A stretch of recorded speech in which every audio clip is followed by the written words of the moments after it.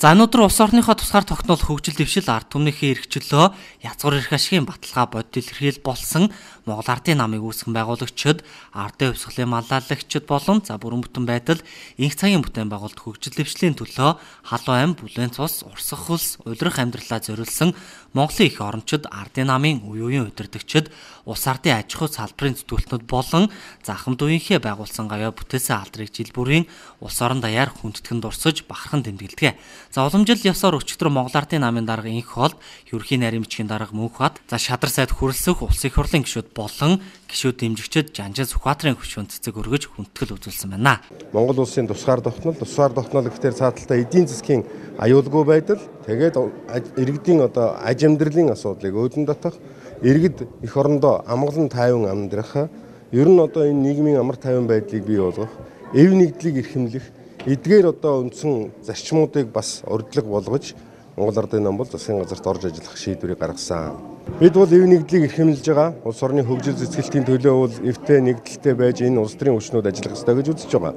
Манай намын 27 дугаар их хурал хуралцсанаас хойш жил гаруй хугацаанд бид Монголын бүх улс төрийн намуудыг урайлаж үндэсний зөвшөлтслийн энэ хүрээнд 10 гаруй удаагийн уулзалт ярилцлагуудыг хийсэн. Энэ бүгдэд бол бид нар хамгийн гол нь эв нэгдэлтэй байж эх орны хөгжил, ард иргэдийн аж амьдралыг өөдөн татах энэ асуудал дээр нэг санал, нэг байр суурьтай байх ёстой гэж ингэж үзэж байгаа. За мөн түнчлэн их Жанжин Сүхбаатарын хөшөөнд цэцэг өргөсний дараагаар тусгаар тогтнолын ордонд ёслол хүндэтгэлийн хурал зохион байгуулсан юм. За хүндэтгэлийн арга хэмжээнд улсын хурал дахь Монгол Ардын намын бүлэг нийслэлийн 9 дүүрэг, орон нутгийн намын хороодын төлөөлөл болон гишүүд дэмжигчдээс бүрдсэн 800 гаруй хүн оролцлоо. 1921 оны 3 сарын 1-нд Монгол Ардын нам үүсгэн байгуулагдчихсэн. Тэгээд бид нар энэ баярыг жил болгон уламжлал болгон тэмдэглэж шилдэг намын байгууллагуудаа бас шалгаруулдаг байж байгаа. Эндээс бид нар хамгийн гол нь ялангуяа залуу үедээ Монгол улсынхаа түүхийг бас зөв зүйтэй таниулах юмсан.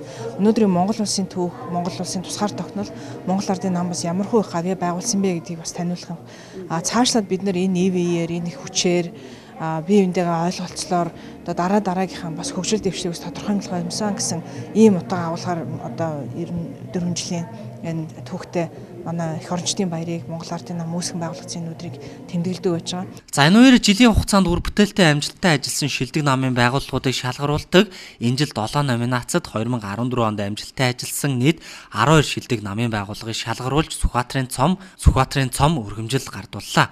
Үргэлжлүүлэн намын тэргүүний анхан шатны байгууллагуудыг шалгаруулж тодорхойлбол Монгол Ардын намын бодлого шийдвэрийг орон нутагт амжилттай сурчлан ажилласан намын тэргүүний 30 анхан шатны байгууллагад шагнал гардуулсан юм байна.